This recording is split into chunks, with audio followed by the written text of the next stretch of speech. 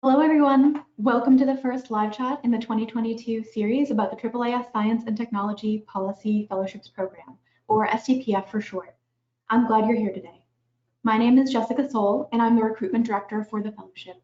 I will be your moderator for today's chat. The live chat series is designed for you, our prospective applicants, our SciPol enthusiasts, and for those of you considering how this fellowship can be a part of your career. The series is an opportunity for you to learn about STPF and the fellowship experience directly from fellows. Now, to put today's chat in context, we're hosting one chat each month of the application season, June through October. We hope you will join us for all of the chats that sound interesting to you. Each chat will focus on a unique aspect of the fellowship experience and is meant to answer common questions from applicants. So in upcoming chats, we'll answer questions such as, what's it like to work in all the branches of the federal government? How can I hone my policy skills now? And what should I expect in the application and interview process? As we launch today's chat, we'll be focusing on some of the bigger and broader questions that you might have. For instance, how does the fellowship impact your career trajectory? And impact it over the period of months and years and even decades. The fellowship is on the precipice of its 50th anniversary class, and there are nearly 4,000 alumni representing 5 decades of fellowship. That's 4,000 unique experiences and stories to share. And while we can't possibly fit 4,000 stories into one webinar, we're lucky enough to be joined by 5 alumni, each of whom represent 1 decade of the fellowship. So how will today's session work? Each speaker you'll see will present a flash talk. They'll be sharing their experiences and life before, during, and following the fellowship. We'll then take 1 to 2 questions from the audience specifically for each speaker, so please ask your questions as they come to mind. We hope that through these 5 flash talks, you'll get a sense of what it's like to be a fellow in different agencies and branches of government, from different disciplinary backgrounds with different policy interests, and how the fellowship itself has changed and evolved over the past 5 decades. And after hearing from each of our speakers, we'll also talk about where we are now, the state of science policy today, and why you are needed in science policy, just like our fellows were needed at their moment in time. So again, please ask questions throughout today's session. To do that, you will see a question box in your menu as shown on the screen, and you can submit your questions there. And we'll pause for audience questions after each speaker, and then pick up the conversation again with all of our Flash Talk presenters after they've concluded. So again, we're really grateful that you are all here today. And without further ado, please settle in, grab some popcorn, and get ready for some Flash Talks. I have the pleasure of welcoming to the virtual stage Dr. Pamela Ebert-Flateau. Dr. Flateau was a member of the second class of fellows in 1974 and 1975. A psychologist by training, she was a congressional fellow sponsored by the American Psychological Association and served her fellowship year in the office of Senator Walter Mondale. Following her fellowship, she has remained engaged in policy and public service throughout her career, and she currently serves as the Executive Director of Psychology of Science Policy, a nonprofit policy research group. Welcome, Dr. Flateau, and please take it away. Thank you very much. It's a privilege to be here. I'd like to go to the next slide just to get the ball rolling. When I first arrived in Washington, D.C. in 1974, I had just completed my doctorate in experimental psychology. And upon arriving in Washington, I learned, and I was very impressed by the fact that the 1970s turned out to be a really important decade as far as national statistics, program evaluation, and policy research. Statistics pointed to the areas of national need, and policy research and evaluation actually made recommendations to the legislators for steps that might be taken by the federal government to intervene in areas that required attention. I've listed here, and I really like the photo a lot, just to remind you about the groundswell of enthusiasm for what the nation might do. And this is Earth Day in Philadelphia in April 1970. I want to highlight just 3 actions here to point out that the federal government, in fact, has limited jurisdiction on the types of interventions that can be made. With respect to civil rights, the first item, Title IX, which will be celebrating its 50th anniversary next week, I understand. It was actually through the U.S. Department of Office of Civil Rights that it was made possible to regulate the rights of everyone, equal rights, in any educational institution that was receiving federal money for educational purposes. The next item I have on here really strikes close to all of us, I think, even today, which has to do with the Sudden Infant Death Syndrome Act. From my own reading on this, for hundreds and thousands of years, infant death is something that's been quite misunderstood. And in the 1970s, there was actually an investment through the health institutes to look into what we know today, what we knew then about the situation. And actually, the legislators made it possible for law enforcement, who are often involved in adjudicating cases, to get more information nationwide on what to expect as far as explanations for issues that they might be dealing with in that area. I won't go into detail on environment and energy, but I will point out that President Nixon, to his credit, established the Environmental Protection Agency, and NEPA has been called the Magna Carta of environmental law.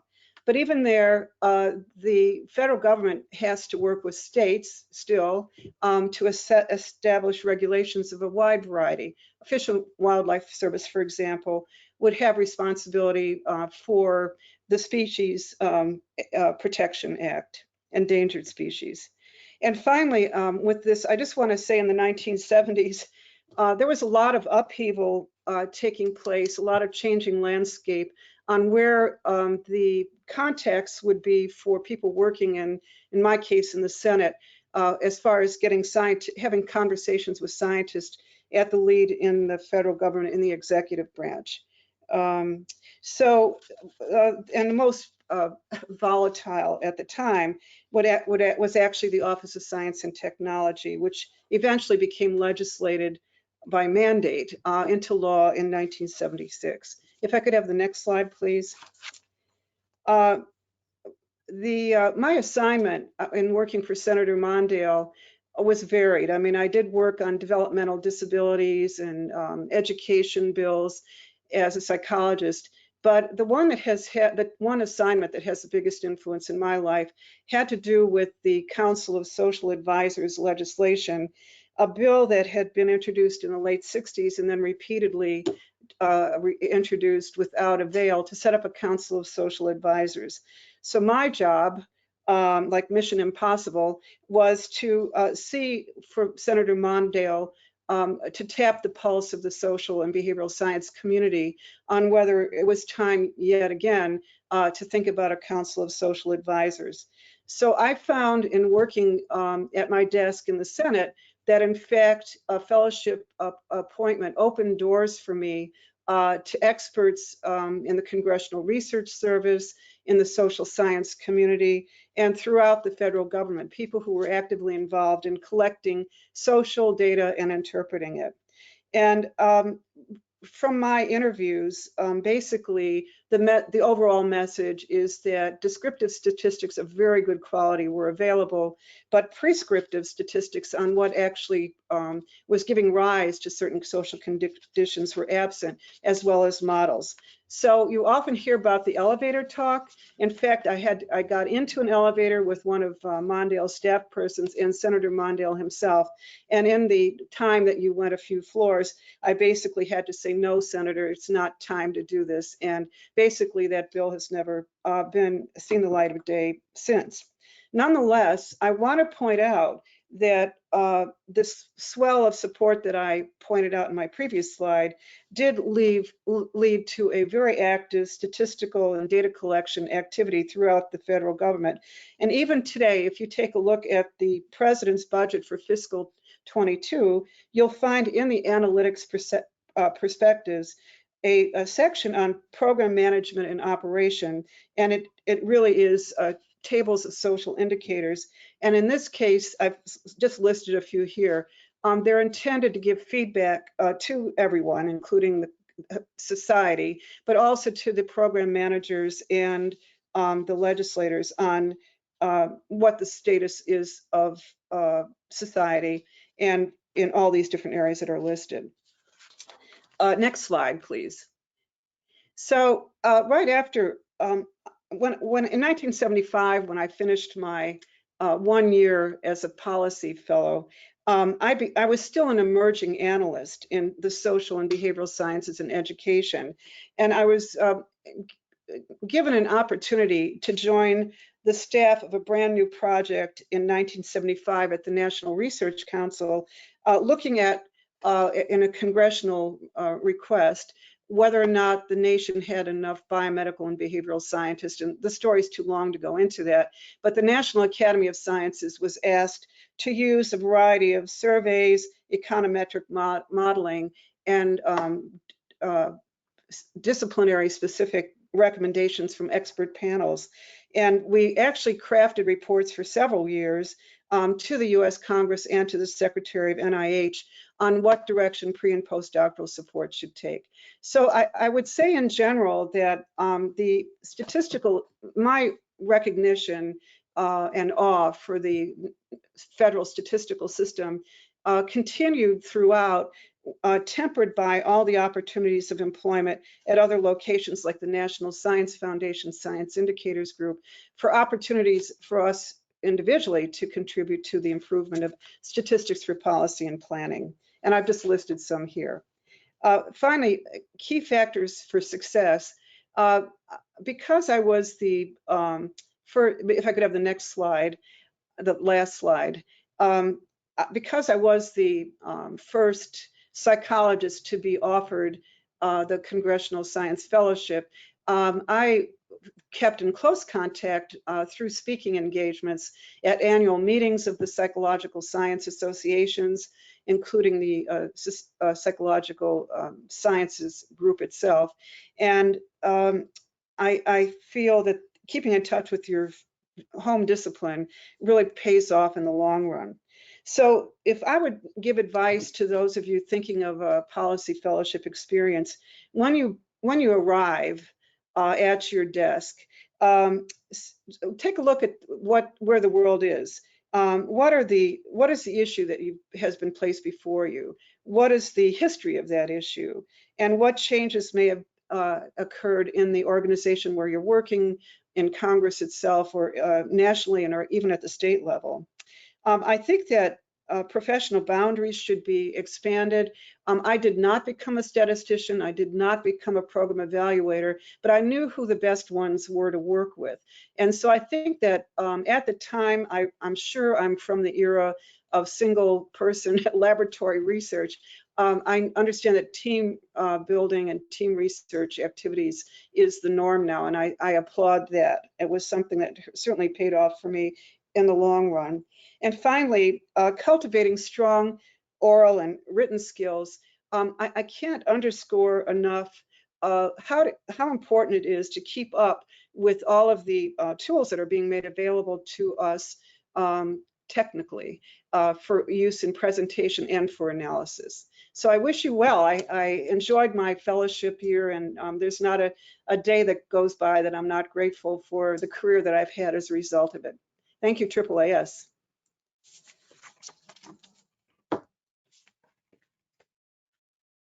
Sam, thank you so much for getting us started and for sharing about, your fellowship experience, being the first psychologist fellow, and, your point about kind of knowing the era that you are working in, looking around and understanding the landscape, I think resonates and might be a theme that runs through all of our conversation today.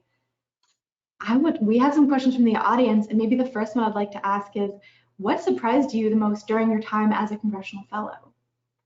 Oh, I was surprised at the, and I really have to say, the staffing was excellent in all of the offices that I might have interacted with. And I know that it's been written, I think his name was Juan Williams back in early 70s, talked about the shadow Congress. But there's no question that the legislators play a very important role in having information presented to them in their busy schedules, and the fact that the teams behind them have to put the information together and digest it. But I really was very fortunate to have wonderful mentors that I worked with that made it possible for me to become a policy analyst. Well, thank you again. And we will talk to you a little bit later following our other flash talks. But thank you so much. And please, everyone, keep putting questions for Pam and other speakers into the Q&A box. Thank you again. And I am now going to welcome our next speaker up. So Pam was a congressional fellow, and many of our early classes were entirely legislative branch fellows. And executive branch placements first began in 1980 and have expanded ever since. And so our next speaker, Dr. Tracy Hall, served as an executive branch fellow. She served in the U.S. Agency for International Development in 1992 to 1994. And currently she is a senior investigator at the National Institute of Environmental Health Sciences at the NIH. So if you're wondering how she went from the USAID to the NIH, I'll let Dr. Hall tell you. I don't want to give away all the spoilers. So welcome, Dr. Hall. Thank you, Jessica. So before I begin, let me thank the organizers for, it's such a privilege to be able to represent the 90s of the AAAS Fellowship Program here today. And thank you all for joining us. So if I could have the first slide, I'm going to tell you a bit about my career path. So I got my bachelor's degree at UCLA in biochemistry. And from there, I went straight on to get a PhD at Johns Hopkins University School of Medicine. So as a graduate student, I studied human parasites that are called schistosomes. And so during the course of my graduate career, as I was getting to the end of it, the next click, I started to think that I might be interested in doing something other than research with the rest of my life. And I'd heard about the AAAS Fellowship Program, and it seemed like the Diplomacy Fellowship program might be a good fit for me because of my background in doing tropical disease research. So I applied for the program, and I was really grateful to be able to find a position in the Diplomacy Fellowship Program with the U.S. Agency for International Development. And as a fellow, I worked on a program that funded partnerships between U.S. and developing country colleges and universities. And these projects spanned from biology, which I was familiar with, to constitutional law and environmental health, all kinds of things. And one of the great things about this fellowship was I got to travel to visit many of the projects. So I've listed some of the countries I got to visit. The other thing I did was I interacted a lot with the faculty grantees, as well as people who were applying for future grants. And the work that they were doing together in different areas was very inspiring to me, and it made me want to return back to academia. So I decided to go ahead and return to the research lab, which probably was a big surprise to me when I decided to do it. But having 2 years away from the bench, I think allowed me to think more about what I wanted to do. And so I went ahead and did a postdoctoral fellowship. I ended up going back to Johns Hopkins. My husband was still a student there, and so I was somewhat geographically restricted, but I changed fields. During that time of thinking, I decided I wanted to learn about structural biology. And so I'm very grateful to my mentor who gave me the opportunity, even though I was starting pretty much from scratch. And so I learned crystallography, enjoyed it very much, and ended up deciding to pursue that line of work in the future. So as I was finishing up my postdoc, I applied for research positions, both in universities as well as other research institutions. And I ended up taking a position as a principal investigator as part of the NIH, the National Institute of Environmental Health Sciences. And we are located in Research Triangle Park, North Carolina, not in Bethesda, Maryland, near the other parts of NIH. And so over the past 20 plus years, I've been able to establish my own research group that studies, I think you can click it, gene regulation by RNA binding proteins. So you can go ahead and click the next slide. So you might wonder, you went back to research after all, so was the fellowship a waste of time? And I would vehemently say no, it was very important to me. So one of the things that I think was critical was learning about being a mentor. I had an amazing mentor as a fellow, Ruth Fisher, who was also a previous AAAS fellow. I learned so much by watching Ruth, but she also put me in positions so that I would learn more things. So she put me in positions so I would get a bigger view of science. I learned more about how government operates. And I think it was interesting to hear the word about how influence works mentioned in the previous talk. So I learned a little bit about who has influence. And then the other thing was working on this actual project and learning how to manage a bigger program and how to assemble and work together in a team. You know, when I did my PhD, we were in a lab and we had our friends in the lab, but we were mostly working on our own on individual projects. So it was fun to be able to work together and brainstorm with a much larger group. So all of these aspects have played a part of making me who I am. And I think every day they play a part in my role now as a research scientist. And I'd be happy to answer any questions about specifics of my experience. So thanks for joining us today and for listening.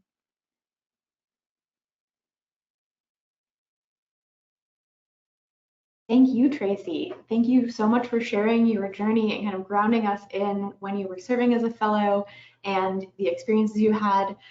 We have a question from the audience, and they would love to know more about your mentorship relationship with Dr. Fisher, and if that was something that was established as part of your time in the fellowship or was something that happened organically outside of the fellowship. That's a good question. So I don't know if this still exists, but when we found our positions within the fellowship program, a mentor had to be a part of that. So it was actually a formal part of the process. But I think also we were interviewing with different offices and we interviewed with the different mentors. So I did play a part in selecting her as my mentor because there were other opportunities that were in front of me, some of which might have seemed like they fit better with my background. But Ruth really struck me, even in just the brief amount of time that we talked during interviews, as somebody who I really wanted to work with. And you know, she's an amazing person. I'll just share one little anecdote about her because I think it's something that influences the way I interact with all the people around me. We used to have to send out by mail these big requests for applications. It was this pretty big stack of paper back in the day. And this meant somebody had to print it, somebody had to get it into envelopes, and the mailroom had to send them out all over the country. And so you would have just thought you would let that happen. But Ruth would take me down to the mailroom and go and find who the person was who was responsible for making sure that all of these packages got sent out to the people who had requested them.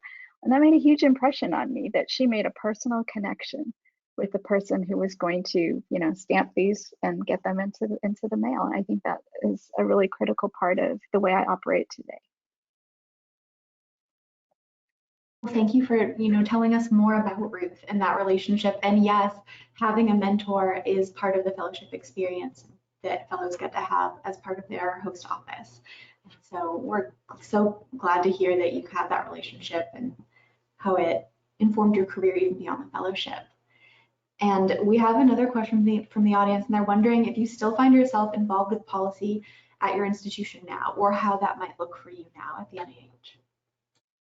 Yeah, so it's kind of, I left out a lot of details about my fellowship. When I left, I thought I never wanted to do policy stuff. Not necessarily. I wanted to become an expert enough that people took me seriously when I had an opinion about something. So yeah, I think in small ways, I have played roles in policies more from within NIH. So in small ways within the department that I'm in terms of improving training programs, in slightly bigger ways at our institute in assuring training programs that across all of our research labs have good policies and good opportunities. And so right after this, I'm going to join a panel talking to a bunch of post-baccalaureate trainees about their careers. And then the most recent thing that I've done is to join an equity committee that crosses all of NIH that looks at how well we're doing within the intramural research program at enhancing diversity of all kinds across the entire NIH. And that's been a really important experience that I'm excited to be involved with.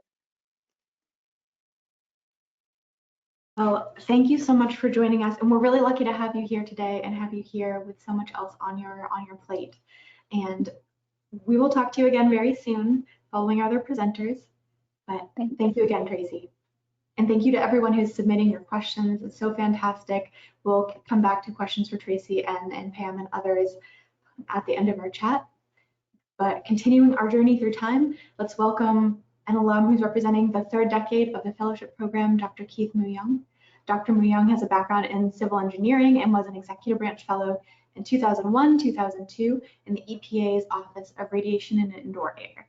And he is now the Vice Provost and Dean of Undergraduate Education at Rensselaer Polytechnical Institute.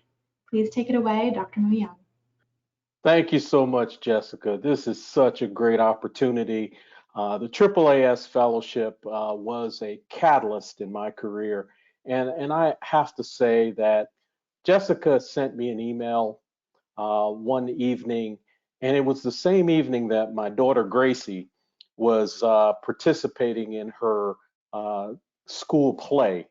And her school play happened to be The Wizard of Oz. So that's where the following the yellow brick road comes from, because as I was watching The Wizard of Oz play with my daughter, and it was very interesting. I was recollecting on my career, what things happened, how things went as a AAAS fellow, and how it was a catalyst for my overall career trajectory.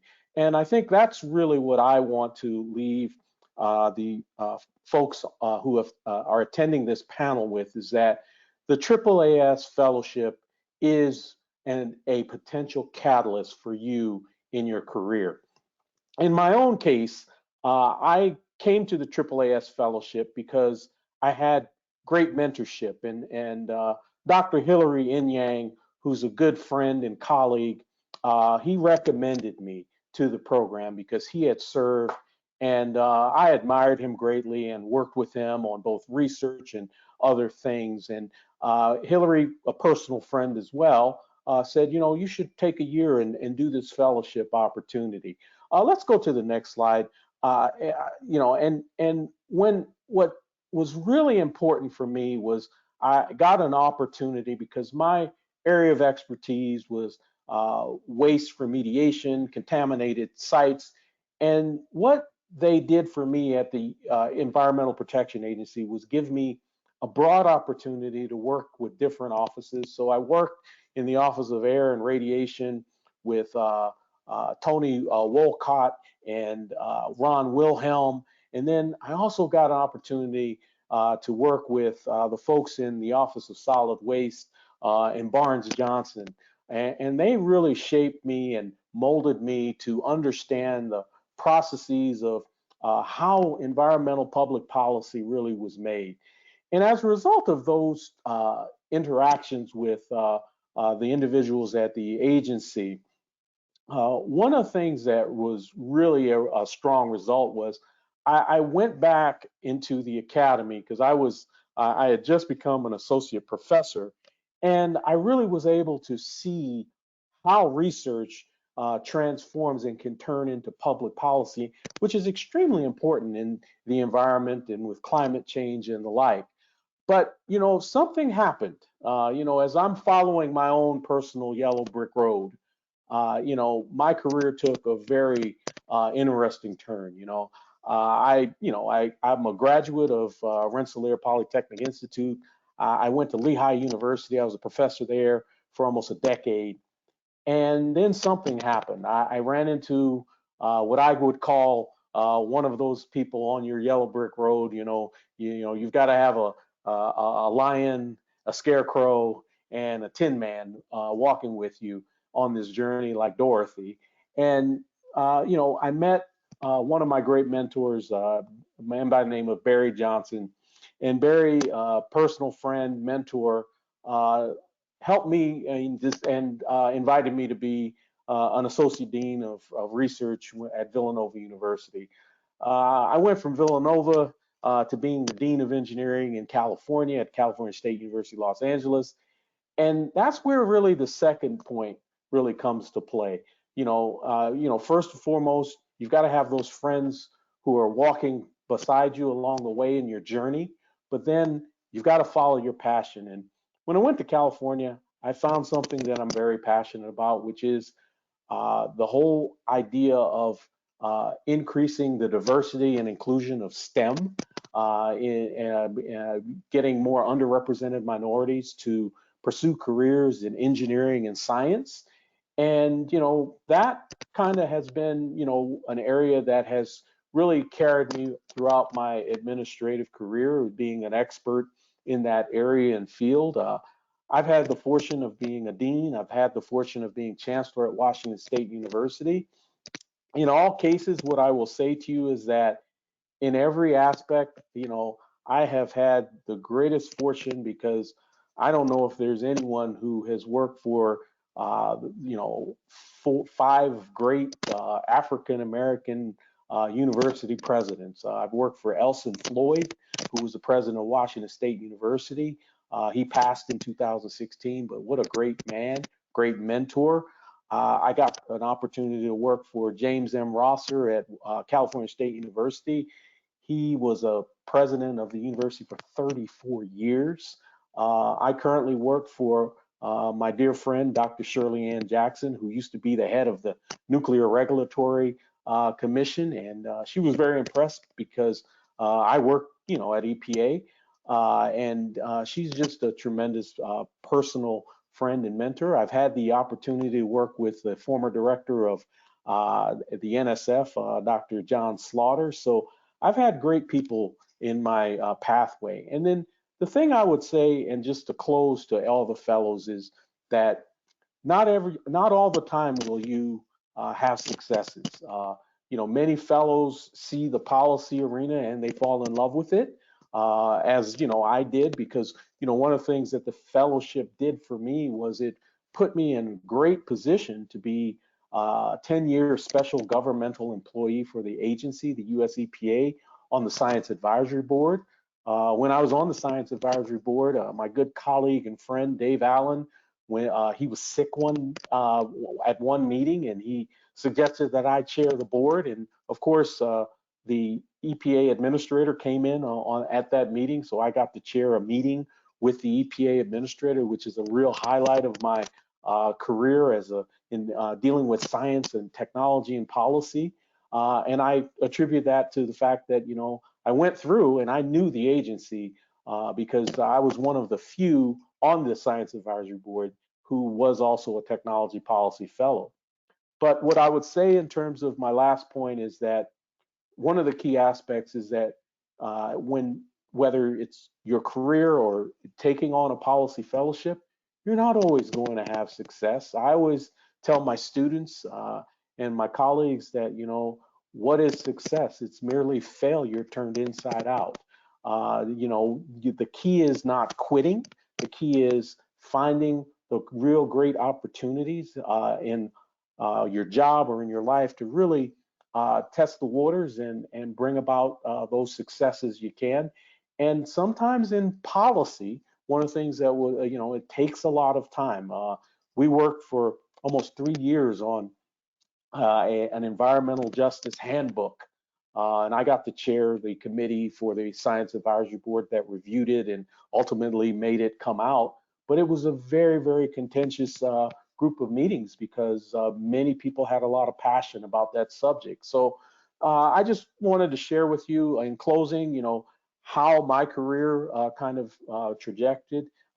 First and foremost, having those friends along the way who are going to help you out, making sure that you follow your passion. and having the fortitude to get through those tough and difficult times. So with that, Jessica, I'll turn it back to you. Thank you for this opportunity. Thank you so much, Keith. Thank you for sharing about your journey. I will say there are some big fans of the Yellow Brick Road in our chat today. So thank you so much for framing it that way. And our first question for you from the audience is, they would love to hear you expand more on how academia and research in academia can influence policy. Well, that's really a very insightful question. One of the things many of my colleagues, at other institutions have served on are policy advisory boards. For example, the Air Force, the Navy, I have good friends who have served for many years, Department of Agriculture, and these advisory boards, what they typically look for are academics who have done research in specific areas that can also weigh in to make sure that the science is right. So one of the things that's really interesting about the US EPA is that EPA, for example, had two advisory boards. We had a science advisory board, and then there was another advisory board. And the two of us, one was, is this the right science? And then the science advisory board is the science being done correctly. And so on the EPA Science Advisory Board, it's a who's list of major researchers from various types of universities, from historically Black colleges and universities, my colleagues at Howard, to folks from Berkeley, Stanford, MIT. And in addition, we also had members from state and local government.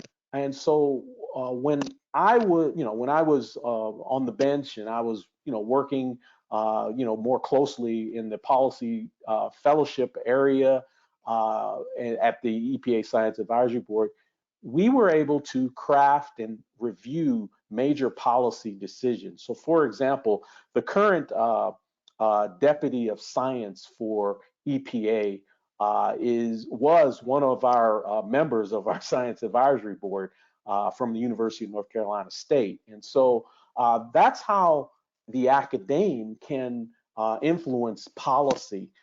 There's definitely there has been over the years a big challenge depending on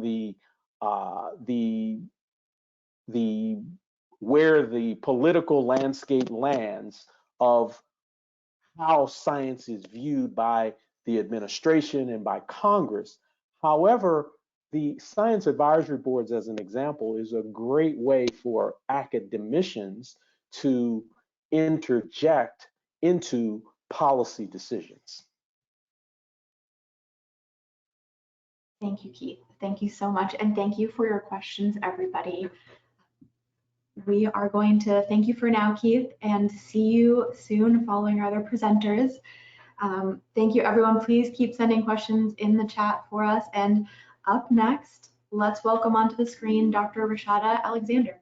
Dr. Alexander holds her PhD in chemistry and served as an executive branch fellow in 2009 to 11 at the National Institutes of Health in the Office of the Director. And her career has now come full circle as she is currently the SDPF director here at AAAS. So welcome, Rashada. Please take us away. Thank you so much, Jessica. And can you hear me okay? Like, send me it. Okay, so Jessica and I work together. So Jessica will send me a message if my audio gets weird or anything kind of funky or unexpected happens. But I'm really excited to spend this time with you all. And Jessica's done an excellent job organizing everybody. And I want to thank the alumni who've come before me. You have all reminded me of why this program continues to be held in such high regard. So thank you for giving up your time today. So I'm going to try to move through my path relatively swiftly in a way that I hope is useful for y'all. So there's a piece of this path that isn't listed on the slide, and I'll tell you what it is. When I was 15, I think, my chemistry teacher, Mrs. Knight, in one of the first days in chemistry class, tossed a chunk of sodium into a big beaker of water, and it exploded because sodium in that state is quite reactive with water. And I was in. I was like, okay, whatever it is that lets you do that, I want it. And so that was where I first realized a desire to understand more and to do it through chemistry and through science. So my undergraduate degree, I earned it at Youngstown State in Northeastern Ohio in 1999. The thing I took away from that experience is I like science, but I need to understand more to be able to get a job that I can do and that I will like. So then I went to graduate school, because that's the way you learn more when you start off in undergrad.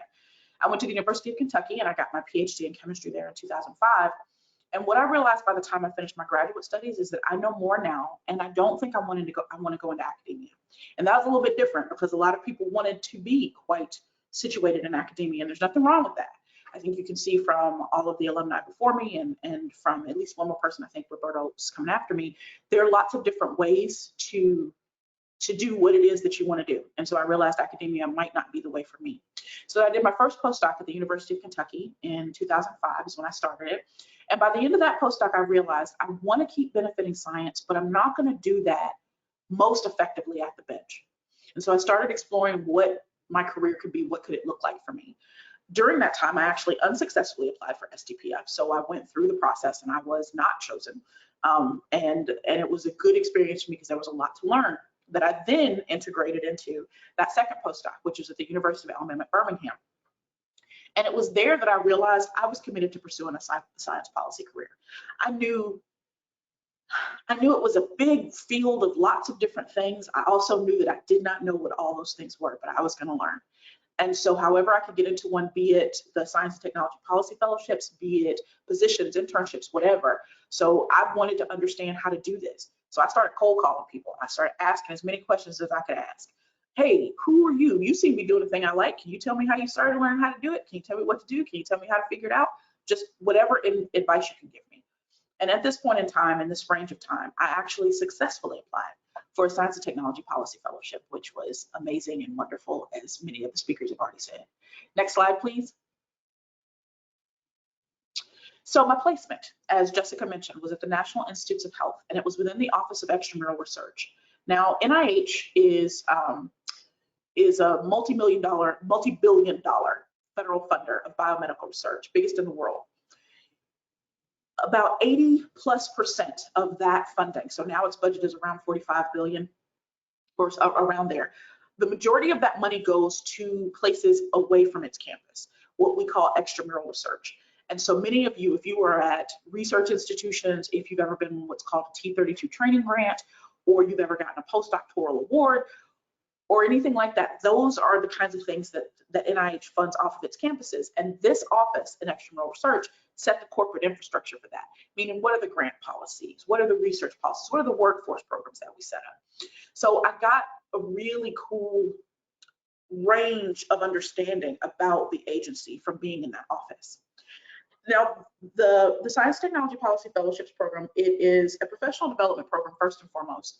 And for me, I took that development part seriously, and so did life for me. I learned some hard lessons about myself. I got a lot of really helpful and insightful feedback from people at NIH. Some of it wasn't fun to hear, but all of it was really helpful. And so it was an experience that was very much steeped in growth for me, and I'm very grateful for that. Now, networking. Networking is something that you probably hear a lot about in terms of its importance and its utility. For me, as a person who would identify as an introvert, that always felt a little weird and sometimes icky. And so I learned in the process of the fellowship to reframe that idea of sort of schmoozing with people, which felt insincere and lacking in anything genuine, to thinking about it as a chance to learn about people, because that's what you get to do. You get to talk to a lot of different people and ask them questions and understand things about them. And people like to talk about themselves. Y'all have never met me, and I've talked to you about myself for about 5 minutes straight now. People like to do that, and they're happy to share information. So it's a really helpful way to think about it, as you get to learn about the folks that you find interesting. So I used that, and I did informational interviews every chance I got. I asked lots of people lots of questions, because I wanted to understand, what are you doing? How did you learn how to do it? How could you do that better? How could I do that better? Is that what I want to do? All of that. My post-fellowship prep, as I neared the end of the fellowship, because it's a 1-year opportunity that's guaranteed. In the executive branch, you can be renewed for a 2nd year. And I was fortunate enough to get renewed for one. And I started thinking about, what do I want to do next? What's the next career thing, adventure that Rashada is going to have? And I decided that I did want to pursue a permanent position in NIH, but I also wanted to consider other options because I wasn't guaranteed. Fellowship doesn't guarantee you a job. It guarantees you certainly professional development and opportunity, but not necessarily a job. So I took anybody up on an offer that they ever made to talk to me about career stuff, advice, opportunities. I was like, if you want to talk to me, I'm going to listen and I'm going to ask you questions, and that's what we're doing. In case you haven't noticed from the previous bullet, I like to talk to people and I like to understand and learn things. So I did that. And I was actually fortunate enough, next slide, to end up getting offered a permanent position at NIH. Next slide, please, Dara. Thank you. So I was able to shift into a permanent position there at NIH, and it was in the same office that I'd done my fellowship in. So I got to keep doing some of the work I had done as a fellow, but then I also got to expand into other types of projects. And the thing I did there is I just kept learning about the agency and thinking about how I could grow there or anywhere else. How could I grow? How could I keep learning? How could I keep being sharp? I will say that the fellowship was a huge piece of that for me, because I met people through it that I consider to be iron to my iron. They sharpen me. I reach out to these people when I want to know more. I reach out to these folks when I want to understand more about myself, when I want to challenge myself, when I want to try to get better. These are the people I try to keep around me, and not just the people in my cohort, people that came before me as well and after me. So I was fortunate enough, after being at NIH in the permanent position for 2 years, to be able to get promoted to the special assistant to the deputy director. So the director of NIH is a presidential appointee. Their deputy was the person that I was the special assistant to. That person is right now the acting director of NIH, Dr. Larry Tabak. He's a wonderful boss. He's very clear and helped me learn a lot about myself. I got to catch a lot of balls, things that were going to drop, and I got to put out fires on behalf of NIH leadership, and that was an awesome opportunity. And then I decided I wanted to understand more about how you run programs in the federal government. How do you, when you have a pot of dollars or people or both, resources, when you got resources, how do you move them around and make them do something? How do they pursue a particular research end or outcome, or how do they examine a question or seek to support folks? So I went into being a program director within one of the 27 institutes at NIH, the National Institute of General Medical Sciences. And I was there for 4 years, and I took opportunities wherever they were near me to try to coordinate some of our processes, our policies, to really use the kinds of skills I had developed during the fellowship to just keep making whatever environment I was in better. And then, next slide, please, Derek. Then I realized that I wanted to figure out how else I could grow. And I found that the best way for me to grow was actually to leave the federal government. So I'd been there for a little over 10 years. And I decided to go to a nonprofit, which is the Foundation for Food and Agriculture Research, which we call FAR. That organization is a nonprofit that was founded back in 2014 by the Farm Bill that year to be a complement to the USDA, the U.S. Department of Agriculture, and to really tackle those big, broad challenges in food and agriculture research. The organization had done a lot. They continue to do a lot. And they were in a good place for me to be able to do work as the operations and impact director to help them optimize policies and processes across the organization so that it could just altogether function more effectively. And that's right up my alley. I'm an optimizer. I love to optimize things. If you ever watched Black Panther, there's a moment when Shuri and T'Challa are talking, and he's like, this thing is fine. And she's like, just because it's fine doesn't mean you can't improve it. That's me. That's me. So then while at FAR, I was really enjoying it, very challenged by the work, but I found out that this position was open, the director of the S&T Policy Fellowships Program. And I thought, I'll apply. I mean, the program was a big deal to me. It's transformed my career and my life. So I did, and lo and behold, I was selected to lead and support this work into its next evolution. And that probably makes me grin like an idiot at least once a week. And I apologize in no way for that. Next slide, please. I'll share with y'all some of the things that I learned and that I keep learning. So if you're going to embark in this sort of space as an S&T, as a STEM professional, and you're looking to be effective and to learn, for a year, for 2 years, for, just for that period of time or for longer, you're gonna have to learn to balance your confidence and humility. I personally think that these are probably lessons that are just good in general, but they definitely fit for me in the science policy space. Balance of confidence and humility. Learning the difference between doing important work and being around important people. They're two different things. Sometimes you'll do them both at the same time, but that doesn't make them the same thing. I try to focus on progress and not perfection. You'll often hear people say this in a different way: perfect is the enemy of good. Sometimes you just want to make some movement rather than trying to make the perfect move. And one of the biggest pieces of advice I can give you is learn to read the room. I call it situational cognizance. You want to figure out what you can, I think Pamela said it at the beginning and said it really well, and said it in the context, which is you're going to go into different situations, try to understand what's there before you think that you should or shouldn't do a particular thing. And with that, I'll shut up now. And Jessica, you can come on and tell me, yeah, I can say thank you or do something else. Thank you, Rashada. Getting a lot of thanks and gratitude in our chat, including, sharing unexpected turns like an unsuccessful application.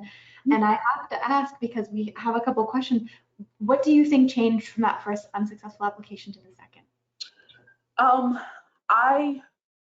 So when I applied, I was quite naive, and I think I was green. As people in rural spaces might say, I was so green you couldn't start a fire with me. That's how green I was. And I could see that in retrospect. I did not understand some of the nuances that come into play when you are trying to advocate for something that may or may not have supporters in the places it needs supporters to happen. And what do those conversations look like? And also, what are the ways that you try to make progress where you can and accept what you can't do? And I actually learned that in between those two attempts to come into the fellowship through getting involved with my local postdoc association and the National Postdoc Association.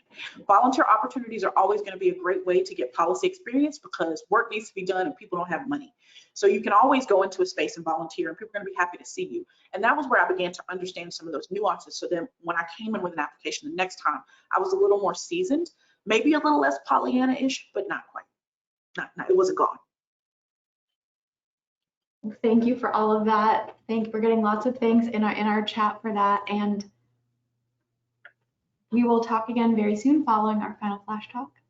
Thank you, and I'm really thrilled to welcome our final flash talk of our afternoon, representing the most recent decade of the fellowship. Please welcome up here on our virtual stage Dr. Roberto Delgado. Dr. Delgado is an anthropologist by training who served as a fellow from 2013 to 2015 at the National Science Foundation in the Office of Polar Programs. I'll let him share how someone who studied orangutans in the tropics came to lead an Arctic observing network. So welcome, Dr. Delgado. Thank you, Jessica. I know we're running a little bit behind schedule, so let's get to it. We have the next slide, please. Prior to the fellowship, I was a mid-career tenure-track faculty researcher studying orangutan behavioral ecology with a focus on social systems, reproductive strategies, and vocal communication. I conducted fieldwork in lowland tropical rainforests on Borneo and Sumatra, and I followed a conventional academic path of teaching, advising, grant writing, and publishing. Next slide, please. During that time, my engagement with indigenous and local communities, first via conservation efforts and later through development issues, including education, health, and livelihoods, both in Indonesia and in Zanzibar, ignited my interest to seek more outlets for applied science. And that was my primary motivation for applying to the fellowship program. Next slide, please. During my fellowship, I was hosted by the Office of Polar Programs at the National Science Foundation, where I supported the Arctic Social Sciences Program and the Arctic Observing Network, as far as you can get from the tropics. But the science policy issues in the Arctic at the time were very familiar to me as they dealt with climate change, indigenous peoples' rights, and natural resource management. More importantly, I learned about how NSF operates, from program and solicitation development to conducting merit review panels, and the scale and scope of interagency and international activities tied to research policy. Next slide, please. In addition to the new friends and colleagues I established, memorable parts of the fellowship for me included co-leadership of the Biodiversity Affinity Group, including convening a government-wide panel on federal biodiversity programs and an interdisciplinary symposium on combating wildlife trafficking, co-authoring a 5-year interagency Arctic research plan, co-leading a report for the Office of Science and Technology Policy in implementing on overlaps and gaps in implementing Arctic policy, as well as participating in working groups of the Intergovernmental Arctic Council, contributing to assessments and projects on environmental conservation and sustainable development. Given the value of my experience at the time, I also conducted a range of outreach and education activities about science policy in the fellowship program to professional organizations and consortia in my fields of biological anthropology, evolutionary ecology, and primatology. Next slide, please. Post-fellowship, I took another turn. Via my Arctic Council work, I was contracted by the National Institutes of Health as a scientific project manager to lead a health and well-being project focused on suicide prevention among indigenous communities during the U.S. chairmanship of the Arctic Council, which was immediately after my fellowship. Thankfully, in this case, the NIH didn't need a public health expert, but someone with interagency and international experience who was relatively well connected to Arctic communities, who could organize workshops, synthesize technical inputs, and develop an online toolkit for resilience. Subsequently, I was hired as a program officer to manage health disparities research and global mental health projects, apply these approaches to rural areas in the US, including with American Indian and Alaska Native communities. And this led me to become a program chief for rural mental health, as well as a contributing author on the 4th National Climate Assessment and the founding member of the NIH Tribal Health Research Coordinating Committee. Next slide, please. I kept engaged with my fellowship post office at NSF via an interagency Arctic Research Policy Committee and by co-chairing revisions of the Principles for Conducting Research in the Arctic, which is a set of fundamental ethical guidelines for working with Arctic residents. There then came an opportunity to rejoin my host office, and it's been fulfilling to return as a permanent program director to manage a core program on Arctic observing, work on cross-directed initiatives like biodiversity on a changing planet, long-term ecological research, and navigating the new Arctic, as well as supporting really exciting science. Traveling to the Greenland ice sheet for a site visit, advancing meaningful engagement with Arctic communities, enhancing interagency collaboration, strengthening international partnerships through science diplomacy have also been very rewarding. Next slide, please. In closing, for me, the fellowship was the perfect transition from a relatively esoteric life of studying orangutan biology and tropical rainforests to making broader societal impacts via contributions to and leadership roles in science policy and program management in the Arctic and for Arctic residents. And now in my role, I'm very fortunate that I get to recruit and mentor fellows of my own. So I'll conclude that with saying I'm ever grateful to the fellowship program, AAAS staff, my host office and mentor, and fellow fellows for helping me grow and expand professionally in areas I would not have otherwise anticipated. I hope to continue using science for good for informed and evidence-based decision making. Thank you.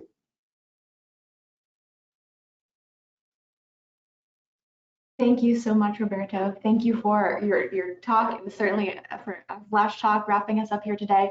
And I would love to know if you have any advice for somebody who is mid-career thinking about applying to the fellowship. Yes, absolutely. So I was mid-career, right, which was not common in my cohort year. The majority were more junior fellows.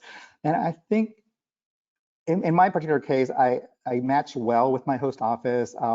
Similar to some of the previous remarks, had an excellent relationship with my mentor, even though we were from different sort of fields, cultural anthropologists with a biological anthropologist, but really shared interests in terms of understanding what the context and the background of the different science policy issues were. But like other panelists before me, it's really about fostering, maintaining, establishing those relationships, having a lot of social awareness about how best to communicate your skill sets, your interests, and the contributions that you can make. And so there's variation in host offices and how they utilize their fellows. And in my case, I was given a lot of independence, a lot of responsibility and flexible autonomy to really advance my own professional development at that mid-career stage within the parameters of the mission of my office and agency. Thank you so much. And I would like to invite all of our speakers kind of to come back on with their cameras on. I know we're bumping up against our hour together. And so I do want to come on camera if you can to say thank you. To thank you all for your flash talks and your thoughtful responses. Thank you, Pam, Keith, Tracy, Rashada, Roberto. Thank you all for sharing your wisdom with us for life before, during, and after the fellowship. And with that, I want to wrap us up and take us out. Dara, if you can share our slides to say goodbye. So we're really grateful that you're all. Oh. I'm sorry. I'm so sorry to interrupt, but I just want to say, as director, I just thank all of y'all. I just want to add my thanks to Jessica's for y'all giving up your time and being willing to share with folks who are considering coming into this big adventure that we've all had. Thank you for being willing to do that. That's all. I'm shut up now. No, thank you, Rashada, and thank you all. For anyone who's here who's thinking about applying, who's inspired, our application is open now. It will be open through November 1st, and our team is here to answer questions and be a resource as you go through that process. And in the coming days, we'll be sending you a recording of this chat, resources if you're thinking about applying, and we hope that you can join us next month on July 14th. We're going to have the next chat in our series, Policy Interest to Policy Influencer.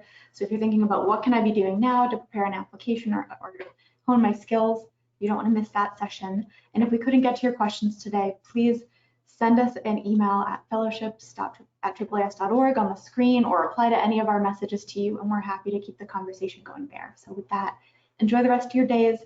Thank you to all of our panelists. Have a good one. Thanks, everyone. Bye-bye.